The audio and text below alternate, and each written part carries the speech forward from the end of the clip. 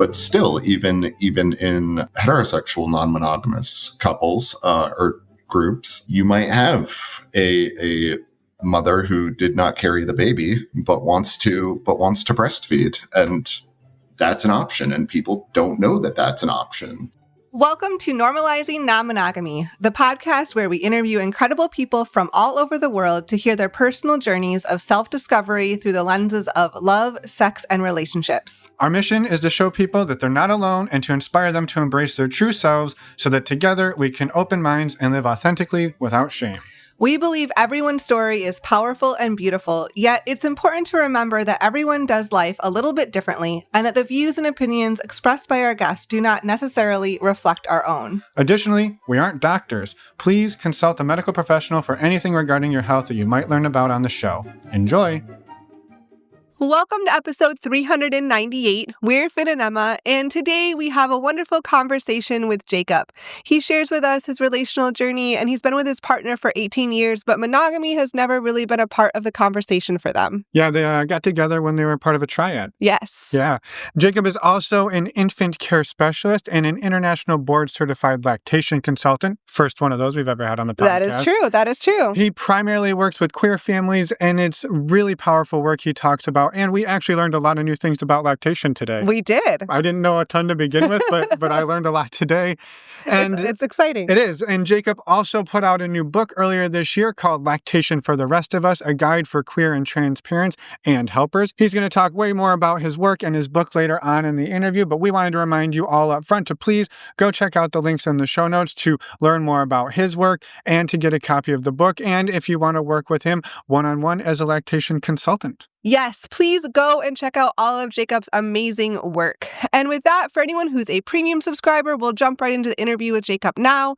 And for anyone else, we're going to go through a couple of announcements. First up, our premium subscription. If you're not familiar with this is a way to skip these announcements up front, but don't worry, you still get dates of upcoming events in the outro. To sign up for the premium subscription, go over to our website, normalizingnonmonogamy.com. Scroll down on the homepage and you can sign up right there for $4 a month. Next up, we want to tell you all about our community. We tell you about it every week, so we'll keep this super short, but we have a community full of over 300 people from around the world who socialize and support one another all day, every day. We host the community on a platform called Mighty Networks. We also have monthly community calls, in-person retreats, and at the end of last year, we started hosting free monthly workshops as well. These workshops are hosted by incredible educators from around the world covering topics like shame, jealousy, sexual health, and so much more. And actually, our next workshop is tonight, June 25th. Yes. Tonight, June 25th, our workshop will be with Orit Krug on releasing the fear of abandonment, a somatic approach. You can still come join us. Links are in the podcast show notes. We would love to have you come join us. Upcoming workshops over the next several months will be on relationship repair, strengthening connection through play, and choosing a pleasure-based life and bringing more pleasure into the world, plus so much more. We're so excited about these workshops, and we can't wait to bring all of this information to you. Yeah, and if you want to learn more about all the workshops, there is a link in the show notes where you can go and find out all of the workshops for this year, all of their descriptions, and learn about all of the different educators who we're bringing in. So go check it out. The last thing we want to tell you all about is our favorite way to get tested for STIs. That is stdcheck.com. We tell you about that every week because we absolutely love it. And when you use the links in the podcast show notes or over on the resources page of our website, you'll save $10, which brings the cost of a 10-panel test down to just $129. And you help support the podcast, which we absolutely thank you for. Using stdcheck.com is super, super, super easy. It's fast and it's discreet. So please check it out. We think you'll love it as much as we do. Prove us wrong. And finally, we wanted to remind all of you to reach out to us, send us a voicemail, send us an email over on the Contact Us page of our website. We would love to hear from you. If you have any questions or comments for us, or if you would like to be a guest on the podcast, please reach out and let us know. A reminder, you do not have to be a content creator or an author or anybody with a platform to come on. You just have to be you and wanting to share your story. So come on, reach out to us and let us know. And with that, let's go and talk with Jacob. Welcome to the podcast, Jacob. We're excited to dive in and chat today. Thank you so much for reaching out to us. We know very little about you and we're excited to learn a lot more. So thank you for being here. Thank you so much for having me. Yeah, we're just looking forward to digging in. We know you've got some incredible work we're going to touch on a little bit later, but maybe just to kick us off, do you mind introducing yourself for anybody listening today? Yeah, my name is Jacob Ingelsman. I am a infant care specialist, which is like a fancy way of saying nanny, although I recently started working in a preschool again in the infant classroom. And I work in lactation support. I am what is called an IBCLC, which is an International Board Certified Lactation Consultant, Wow. which is like the highest level of education you can get specifically in the field of lactation. Yeah, incredible. There aren't really degrees for lactation. And yeah, so I predominantly work, like the focus of my work is with trans and queer families who have like specific concerns that sometimes other families don't have, like how hormone therapy can affect lactation and different types of surgery.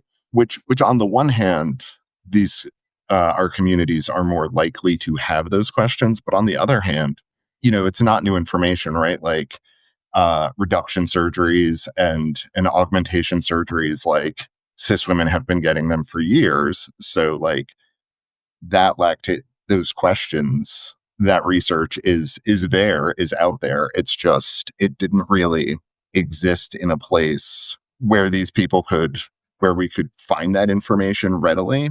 Hmm. Yeah. So after I got certified as a professional, I took it upon myself to collect up all of that information and put it all in one handy book for people to find, Love it. so that it is readily available and you don't have to be a lactation professional to know it's out there and where to find it, because regular people aren't reading medical journals. Right. Yeah. That is a fact. I can attest to have read zero medical journals in my days. So I'm really grateful for you doing the work and diving in and collecting it all and putting it in one place and distilling it down for people. Like, amazing. Thank you. But then also as a member of the non-monogamous community, which, as we all know, has a lot of overlap with queer communities, but still, even in heterosexual non-monogamous couples or groups, you might have a mother who did not carry the baby but wants to breastfeed, and that's an option, and people don't know that that's an option. So so I thought it was important that I talk about this not just with queer groups, but also with non-monogamous groups. Yeah. Yeah. I'm so glad you reached out and want to talk about this. This is such a important topic that I don't think gets talked about, at least in these communities, as much as it could be. Yeah, for sure. Well, we're super excited to share your work and get it out there. And for anybody listening, yeah, links to your book and your work are in the show notes, your website, and we'll dig into it a little bit more later. But we also get to hear about your own relationship journey and exploring non-monogamy, and you just kind of touched on that here, which we're excited about digging into today. So maybe let's touch on what do relationships look like for you today, and we'll go back in time in a minute and figure out sort of the path of getting here. Yeah, so I've been with my primary partner for 18 years. We've been married for 15 years. We are people who got married really young for millennials, right? So we were like 22 and 24, which for millennials is, people were like, "Oh my God, you're getting married." but that's how old our, Yeah. parents and grandparents were when they got married. Yep. We did something similar, so Yeah. we feel Or even younger, right? So, Yeah. our generation above us Yeah. was, 18, 19, not uncommon. Right. So yeah, so we got we got together in the mid-aughts. It's interesting because monogamy was never part of the conversation. When we started dating, they were in a triad, and I was their satellite, to use the terminology of the time. At the time, yeah. And then they decided, this was in North Carolina, then they decided to move to California and asked me to move with them. And this was like all, again, late teens, early 20s, Yes. like your age. Yeah. Yeah. I had traveled around a lot. but they were wanting to go to grad school at University of San Jose. And so I will draw your attention to the fact that we moved to the Bay Area in 2007.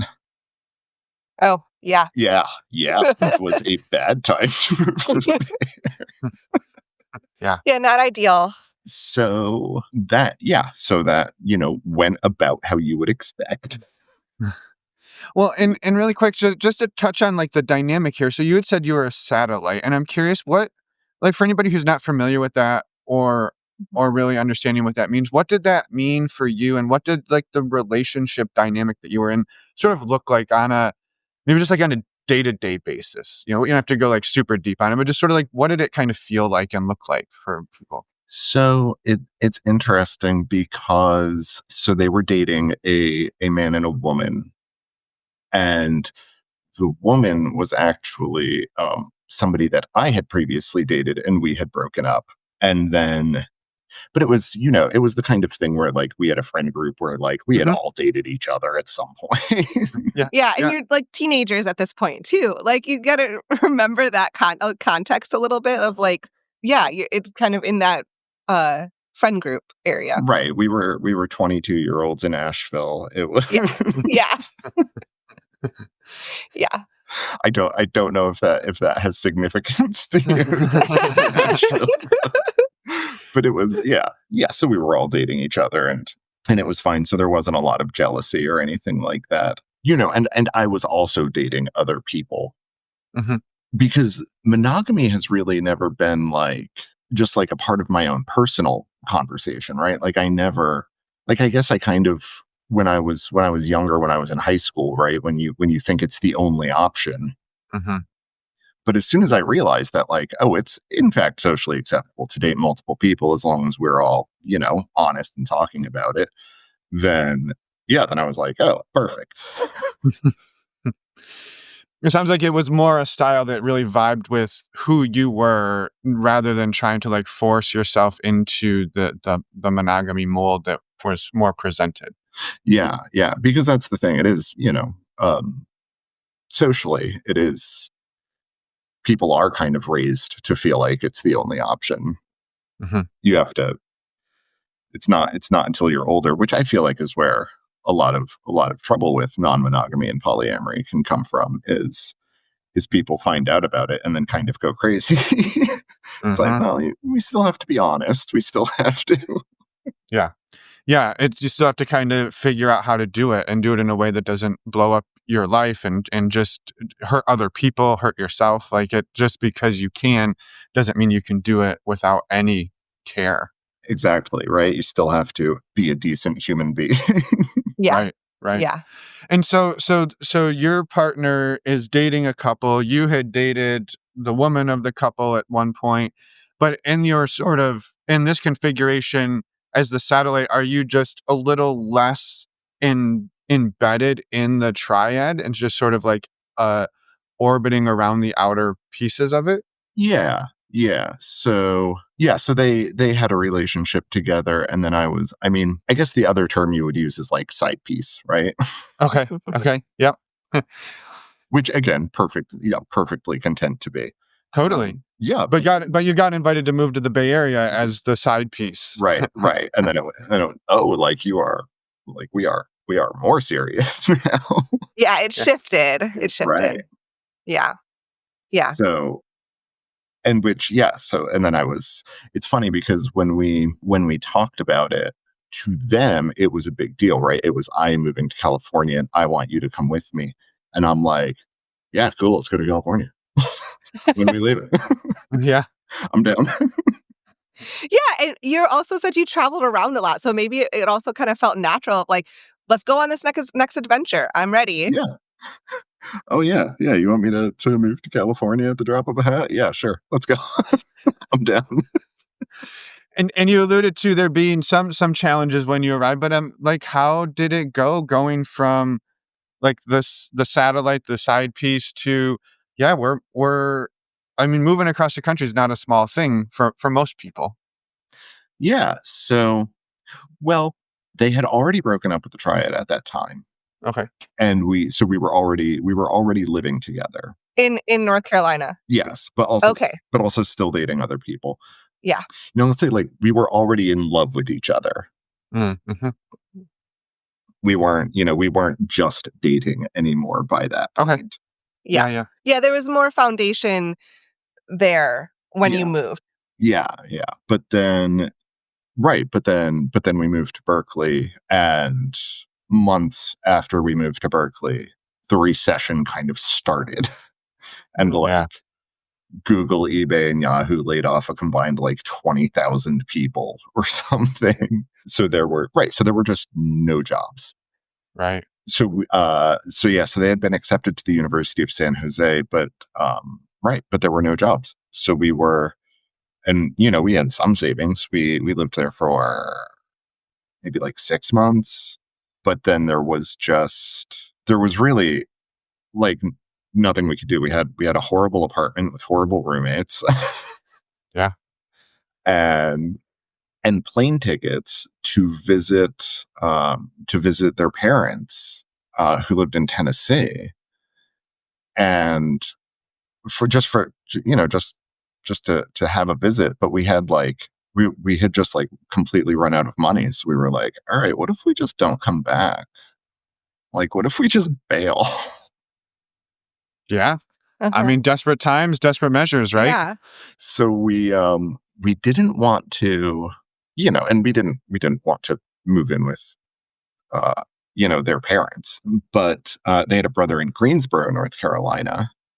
And again, we were all, in our early 20s. And he was like, yeah, I got a friend who needs a roommate. I can help you all find jobs. So we're like, all right, let's move to Greensboro. Yeah. Well, when you have a place to live and a potential for jobs, why not? Like, that's where you need to go right at that moment.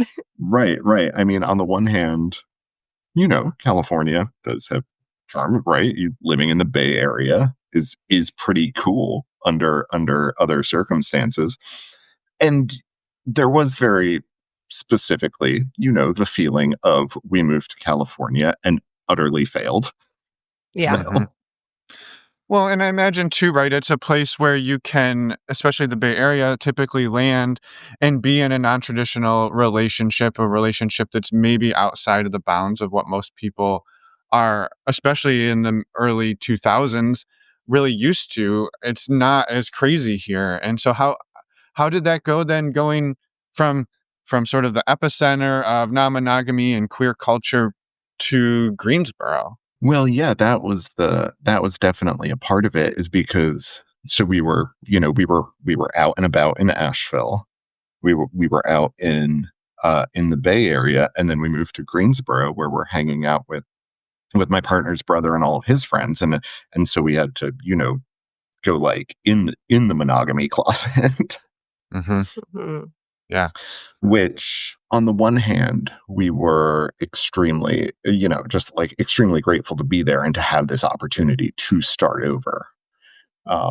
Like, we definitely felt like we would rather be, be a little discreet about who we are in Greensboro, North Carolina, than be out and proud and destitute in Berkeley. Yeah. But it sucks that choice had to be made. Yeah. Right. Were you two able to sort of keep exploring what non-monogamy was for each of you and relationships in your way once you moved, or did you kind of have to shut it down completely to sort of blend in Greensboro? So we didn't. Neither of us had like a like relationships with other people. Okay. While we were in Greensboro, but we weren't there for too terribly long. But we did, have friends. Sure. And also, it was in Greensboro when we were living there for a year that we got married. So, so there was that, that was exciting for our relationship. Totally. Yeah. A big milestone for sure. And then we were there for about a year, kind of recuperated both financially and emotionally. Then they got accepted to the University of Iowa in Iowa City. And we You're just moving all over the country. Yeah. Yeah, and then we were in Iowa City for a few years Mhm. for their graduate program, and that was, Iowa City in 2010 was a lot better than the Bay Area in 2007. Yeah, sure, sure. Yeah. From a recession standpoint and financial standpoint. Right, right. Yeah. And it was cool. We there's a within the city in the residential area, there's this organization called River City Housing Collective, and it's basically just like a commune of 3 houses, but it's just like in a residential neighborhood. Like you wouldn't know that it's basically a commune Okay. Wow. just by walking past. It's just like, oh, those are some funky looking houses. Totally. It was awesome. So, and we lived there for a while. So, and that's a very like cool, chill environment to Yeah. be Yeah. to be who you are. Yeah. Yeah, If to you be- found your space there. Yeah.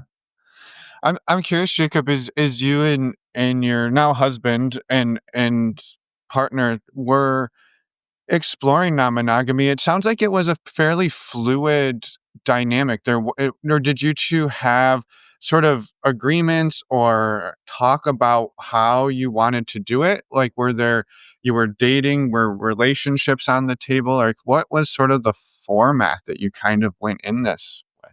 So on the one hand, it does kind of feel like we were winging it, but we weren't like rookies when we got started. Mhm. I'm always like we had both already been pretty experienced with it. Mhm. So I feel like when a lot of couples are just winging it with non-monogamy, that sounds like not not an ideal way to go about it. It Um, has some risks, yeah, perhaps. yeah. And sure, certainly there were times when feelings get hurt, and there's miscommunications and whatnot.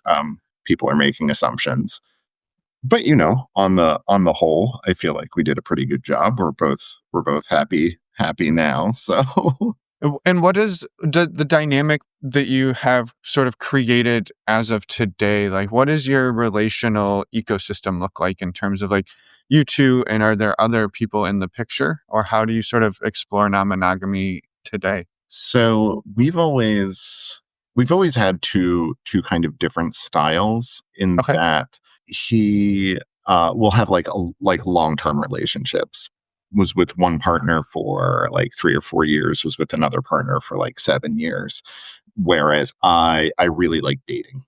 Okay. I love first dates, I love first kisses, I love it. Yeah. Mhm, mhm. And so right now I am dating one other person who I've actually been dating for a couple of years now, but also, and then he is not in another relationship right now, but also he just came out as trans. So that's kind of, I feel like, taking up a lot more of the emotional space, right? Not really wanting to start dating someone new and, Hmm. Mhm. right now. Totally. Yeah. Yeah, yeah. Huge There's some transition big, in life. big, huge life transitions. Yeah, that's why I keep switching between they and he pronouns. Mhm.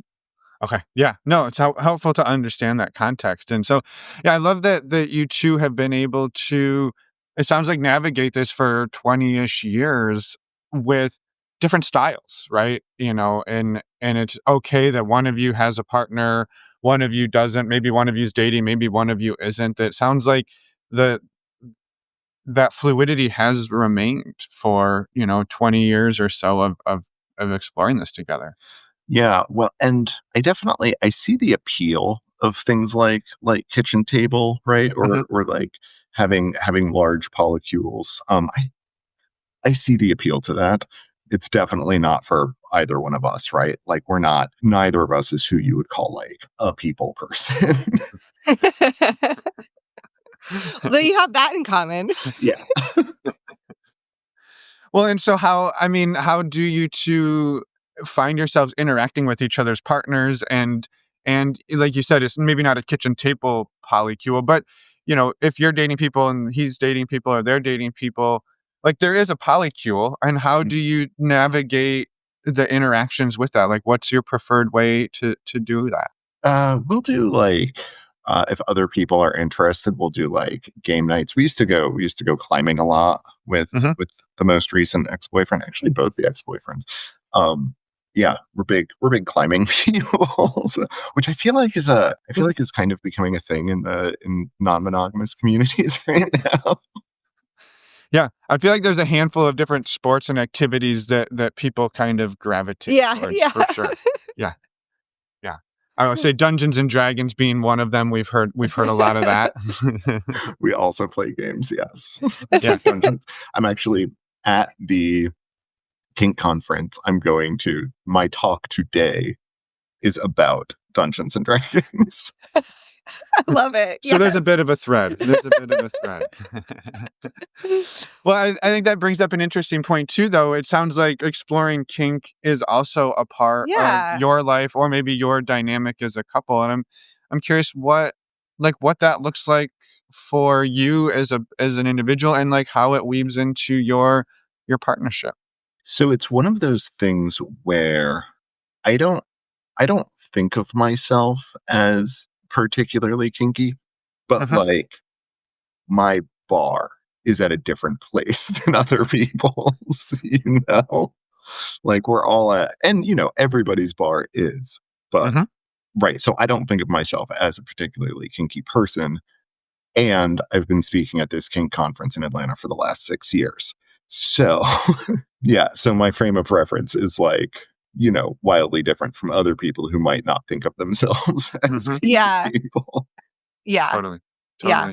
Like you're very likely more kinky than the average person, but in the kink world, maybe your bar like a little bit lower. Less kinky I'm than your average extremely kink. square compared to some people I know.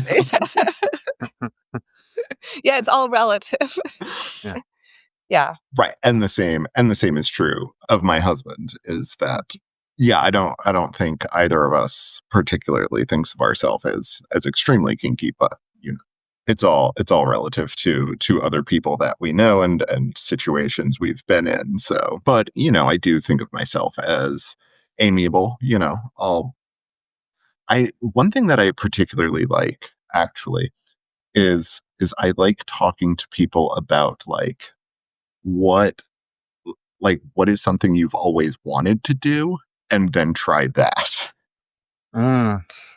I like being the guinea pig. One of Yeah, my like being with people when they have new experiences. yeah. One of my, and sometimes we need to I need to be like, okay, well I need to talk to my husband about that before I Yeah. one of my favorite responses was I was on a date with a woman and I was like, what's something you've always wanted to do during sex? And she was like, just immediately, she was like, I've always wanted to punch somebody in the face while having sex. Just like deck them. And I was like, I'm down, but I feel like I need to talk to my husband about that first. Well, now I'm curious. What was it like? Yeah, did that happen? No, he talked me out of it. He was like, you were going to lose a tooth, dude. You should put in a mouth guard. You put one of like the boxing, foam helmets on. Oh, I feel like that would have ruined it for the woman. Yeah. All right, I'm ready. I love that though. That like part of this, it sounds like for you is being able to just explore new things. Yeah. And like it sounds like a big part of your life is move to new places, try new experiences, be part of other people's new experiences. And Yeah. And I'm just curious. Okay. Oh, I was just going to say, just like on multiple contexts, right? Like Mhm. I have a specific rule that I will eat anything that a culture considers food. Okay. I love that. Yeah. That's brilliant. Yeah. And so we went to Iceland and I was like, I've got to eat fermented shark. Like it's just, this is a thing that's happening. And what did you think? Because we tried that when we were in Iceland too. Okay. Quick sidebar. Okay. I had a feeling that I don't know if there is a word for, which is that I was disappointed in how bad it wasn't. Like I was expecting something to be truly horrible and I was like, like it's it's fine. Like Yeah. You're not going to eat it at every meal, but you also didn't have to run out of the restaurant. And Right. yeah, I was like, yeah, I really wanted it to just be absolutely terrible. And it wasn't. It was, yeah. Yeah. totally. Yeah. I think I had a similar reaction to that of like, okay, I was expecting something absolutely horrible. And when you bite into it, you're like, okay, like this isn't great. I don't necessarily want to eat it all the time, but this is not what I thought it was gonna be. Right. Yeah. Yeah. No, so Well, now I really want to try the hard boiled fetal duck egg. I have not gone there yet. Nope, So nope. yeah. Oh no, I want to eat that so bad. Well, I love this. I love this sort of thread because I'm curious too for you. Like, what about non-monogamy and the way that you've been able to live and explore relationships for the last 20 plus years has sort of, I don't know, like how does it align with your values and sort of your goals in life and in relationships?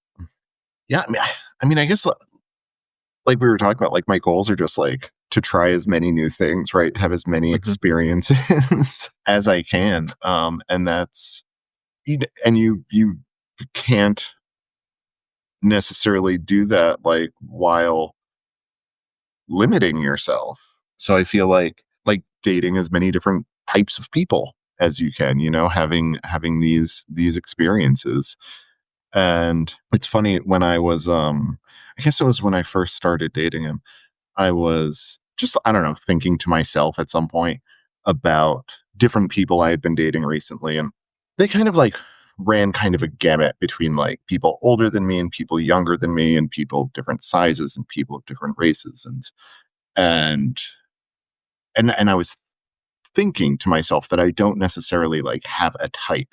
And then in my mind, I lined up like the last, I don't know, 8 or 10 people I had dated, and I realized they all had curly brown hair. And I was like, oh, that's kind of a thing for me, isn't it? So it Yeah. sounds like it's a gateway for you to learn what you do and don't like Yeah. and learn about Yeah. yourself. But I mean, aside from the curly brown hair, I'm I'm game for most.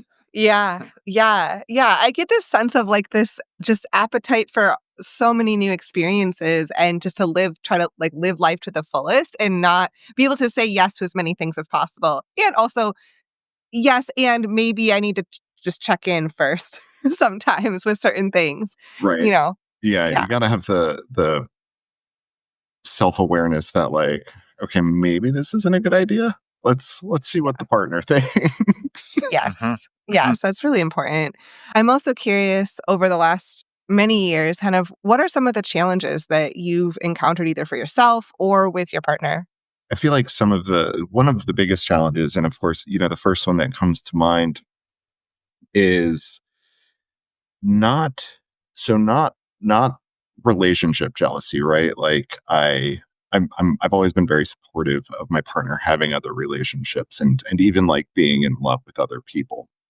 But the jealousy of like, we move someplace new and they're doing better dating than I am. Like that branch of jealousy. Got it. Yeah. I feel like it does take a while to develop a certain self-awareness to be like, I don't lose anything by them having a good time, right? Just because they're, getting more likes on the apps than I am, that doesn't like detract anything from like my self-worth, Maybe I am more of a niche market and that's okay.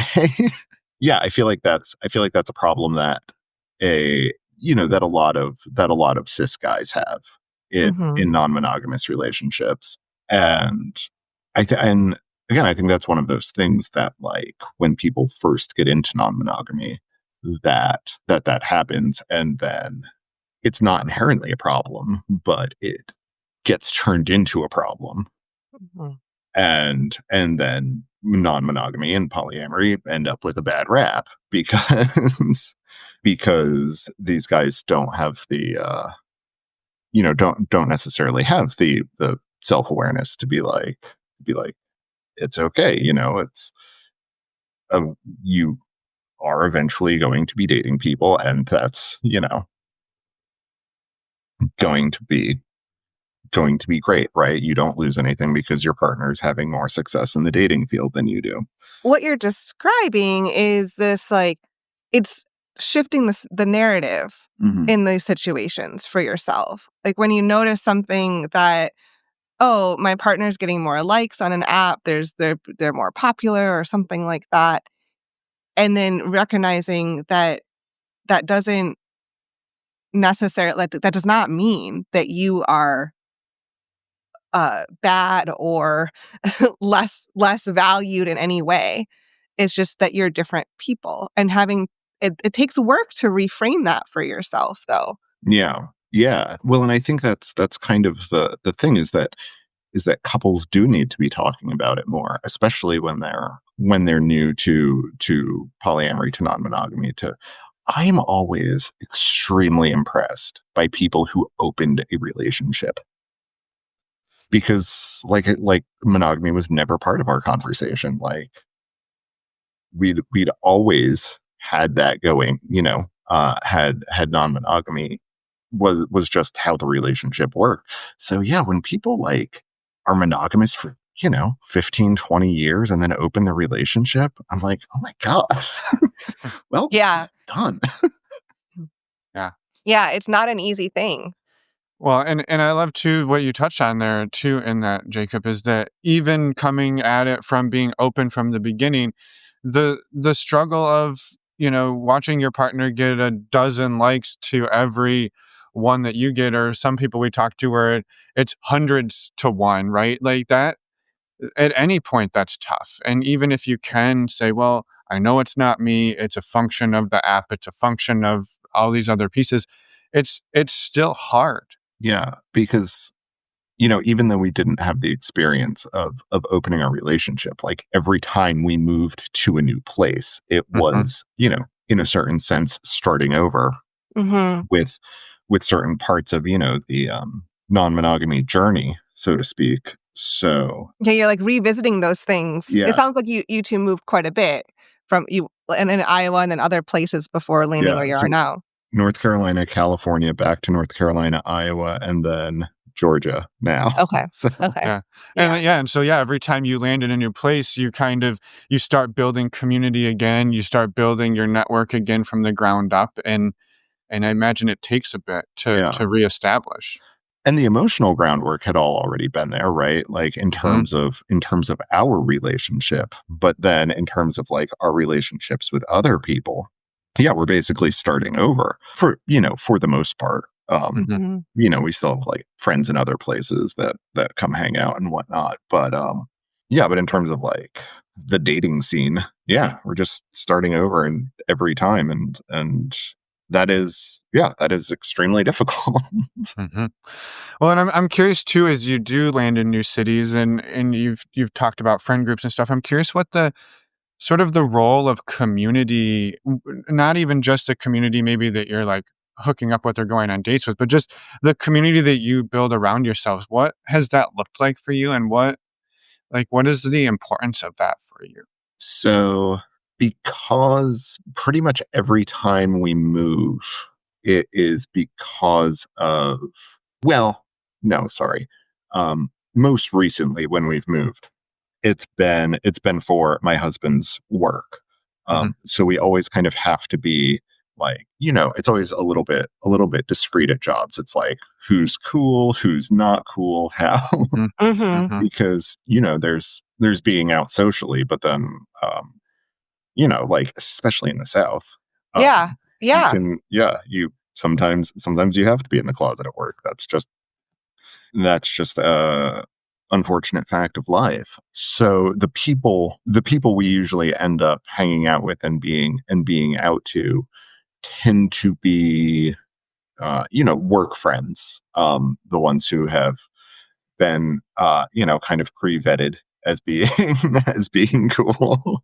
Mhm. Mhm. And also because we're queer, and I do feel like queer people tend to be more likely to be cool about non-monogamy and things. We kind of have that buffer already, right? Like, I feel like I'm about to say something that might be offensive to some people, but like, straight people tend to be a little less cool about stuff. Mhm. Yeah, well, I mean, yeah, it sounds like if most of your community is queer, they are probably more open to, again, with exceptions, but more open to non-traditional relationships Yeah. or other Right, things right. because they've They're had, already living yeah, like more non-traditionally and Yeah. pushing that. yeah. And then, if you don't mind me asking, how do you all identify? Are you all straight or queer or? Yeah, I think I mean, keeping in mind, right, that it's a spectrum. It's not Sure. a binary, but yeah, I mean, Yeah, for myself, it's been a journey, but I do identify as queer and also figuring out exactly what that means for me Mhm. over time. yeah. Hmm. Yeah, on my end, I think there's a whole lot going on around this that I'm like still very much figuring out, but also not wanting to. I have a lot of fears around like co-opting words and taking them for my like when if I don't necessarily present in a way so there's a lot that I struggle with internally about how I identify versus how I present, and so I it's for me it's just sort of this openness to the possibility, and I don't have a good label for it at the moment. Okay. Yeah. Yeah. Yeah. Hmm. Thank you. Yeah, totally. I'd love to maybe sort of build on this into, I had a couple questions about, I was curious just around your work and the work you do, right? Taking care of people's kids and working with them around their kids. People are like super protective of their kids, and there's all sorts of stigmas around the queer community and non-monogamous people and all of this. And I'm just curious for you, as you've built a career around this in multiple different states and cities around the country, how has it gone for you doing that? And then like maybe diving a little bit more to like what your work looks like for people that are just curious, like what does a lactation specialist do and how would what would working with one look like? Yeah. So, okay, well, so to be clear, I didn't start this career until after we moved to Atlanta. Okay. When we were traveling around, when we were moving around the country, I worked in food service, right? Because it's what I fell into as a teenager. And then, when you travel around a lot, if you can cook, you can get a job anywhere. Yeah, Yep. that's a good So job to move around a lot with. yeah, so I did that, and then after my husband finished graduate school and got their first, and landed the position where they are now. We like to say when they got their first big boy job, we kind of said like, all right, so now it's Jacob's turn, right? Like, what do I want to do for the rest of my life? Because I knew that I didn't want to. I love working in food. I love cooking. Every day off, I bake something like, but I was kind of done with it as a career. And I knew that two things. One was that I really love hanging out with babies and babies like me. Like, I'm just one of those people, right? Like, me and Mhm. babies, we just get along. And I did not want to go to med school, right? Like, I'm not trying to be a pediatrician. Mm-hmm. Yeah, Mm-hmm. yeah. Two very like important pieces of information. Yeah. So we moved to Atlanta, and I just kind of like Googled like Atlanta infant care, just looking for people, right? Because we knew we are going to be here for a while. We've been here for going on 9 years now, and I found some doulas and lactation specialists, and yeah, I just talked to them. I was like, let me buy you lunch, let me buy you a coffee. Here's where I'm at, and people were all super excited that a guy wants to get into the field, and yeah, so I did a postpartum doula training, I did a birth doula training, and then I ended up with I got a job as a secretary working at a lactation clinic where it was basically scheduling and arguing with insurance companies was which, It's good. It's I guess it has to be done, and right. and you're also I imagine soaking up other information while you're there. Well, and then that was the thing is after a few months, the woman who owns the clinic was like, you should just become a lactation consultant, right? Like, you need clinical hours, but you're here all the time anyway. You're super interested in it. You've already learned so much. You should get your certification, right? And it takes a couple of years, but most of the work could be done online. And the clinical hours, I already worked at a clinic. I didn't realize at the time that getting the 500 clinical hours is like the hard part for most people, right? Because a lot of people, a lot of towns have like a lactation clinic. Yeah. When you live in Atlanta, they're everywhere. Yes. So I did that, and I realized pretty early on that I probably wouldn't be able to make a full-time job out of being a lactation consultant. A, Atlanta already has a big lactation community. B, I am a cis guy, and most people didn't care. Like when I was doing my internship, they always asked the patients. They said, we have an intern, Jacob. Is it okay if he comes into the room? The only times people were ever uncomfortable with it was if the dad was there. Then the dad was not comfortable with it. But the women never cared. They're like, yeah, whatever. Just let's get somebody in here and get me helped. That's right. And so if I was going to make a full-time career out of being a lactation consultant, I would also need to be an RN and get a job at a hospital. I see. Yeah. Which was something I am not particularly interested in, because also, right, I don't want to work in medicine. That was never the goal. The goal is to work with babies. Yeah. Yeah. So I started nannying just for, families at the clinic, right? I know all these people who have babies who, need some support. So I started doing that, building up a bit of a reputation locally. And the trick about being a nanny who exclusively works with infants, though, is that you need to find a job every new year.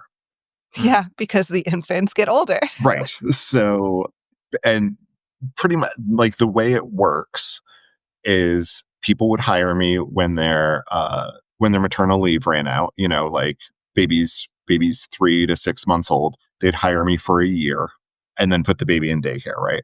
Which was fine, except, having to find a new job every year, it gets a little grating. So most recently, when my most recent contract ended, I put a ad on Facebook, which, by the way, people ask me how I find my clients. Facebook is how I've found literally everybody who's hired me. Wow. I would absolutely love to delete my Facebook account, except it is how I find all of my work. So I'm stuck with it. But I put the thing on Facebook, and somebody said, hey, would you be interested in working in a preschool? And which I had before. Briefly, I worked at a Montessori preschool, and it was fine. But when lockdown happened, everything, got crazy. So I ended up going back to being a private nanny, because one of the families from the preschool was like, hey, like we both already like have worked from home anyway. And we're trying to do it with our infant, and we can't, like, we need a nanny. And so like it was basically, I was in a bubble with them, and then my husband was working from home and just never left the house. And so we managed that for quite a while, and none of us ever got sick, so that was good. Yeah, I mean, that's the thing. As far as lockdown goes, I feel pretty lucky, because neither of us were ever out of work for that long. So yeah, again, it's a pretty low bar, but yeah. Hey, yeah. survival is survival sometimes. Yeah. So, yeah. So I went back to working in this preschool just in October, and it's interesting because it's I go from having 1 or 2 infants to being in a classroom with 8 and having a teacher, but that's fine, right? I refer to myself as a baby wrangler, right? I'll do that all day long. For me, the difficult part is getting used to having coworkers. Right? Like people who want to like chat about my weekend and stuff. You're like, wait, I'm used to hanging out with infants. Right. Like, I'm here to I love it. I love I'm it. here to hang out with babies and listen to podcasts. That's right. That's right. I love it. Yeah. Well, I'm grateful we got to dig in and share your story a bit and dig into your work a little bit. But I'd love to, give people a little bit more about, do you work with people as like individual consultation? Like if people are having troubles, or maybe there's people out there, like you said, who are, you know, trans or queer, or they're in a polycule and they're like, how do we do this? Is that something you also do on top of that? Yeah. So as far as my lactation work goes, it is almost exclusively telehealth. Okay. And which is another thing about lockdown that we learned is that a lot of lactation support can be done telehealth. Amazing. Unless you're having like a very like specific physical problem Mhm. with either your chest or the baby's mouth, like unless there's a pretty visible problem, most lactation support can be done telehealth, which is a really important thing to learn that I think we just didn't know before then. Yeah. Yeah. Yeah. But yeah, but so pretty much all of my work is telehealth, and a lot of what I do is talk to people who are seeking information. People who either want to be pregnant, or they have a partner who's trying to conceive, or they have a surrogate and they're about to have a baby, or people who are interested in having top surgery and want to, but also know that one day they're probably going to want to give birth, and Mm. and have questions about that. So yeah, so it's kind of two groups of people, right? It's trans masc guys and non-binary people who have questions about top surgery and want to talk about that, or women, trans and cis women who have a partner who is giving birth and want to talk about inducing lactation, which a lot of people don't know is an option, don't know is a thing. And a lot of people that I talk to, when I bring up inducing lactation, they're like, oh, like I wish I knew about that 5 years ago when my wife gave birth. I would have loved to have done that. So part of like why I reach out to podcasts is to make sure that like people know, like, yeah, like if this is a thing you're interested in, this is absolutely an option. It doesn't matter if you've ever given birth. It doesn't matter if you have ever had a uterus. People ask that a lot. They're like, oh, like, but I had a hysterectomy when I was in my 20s. It's like, that doesn't matter. But the hormones for lactation are made and regulated by the pituitary gland. Your anatomy, aside from that, as long as you have nipples, which is part of the top surgery conversation. But yeah, it really doesn't matter. Wow. Yeah. And it seems like that's what led you to putting all this information into a book as well. Yes. Yeah. So again, like all the information was kind of out there about lactating after having surgery, or while you're on hormone treatments for people with various conditions.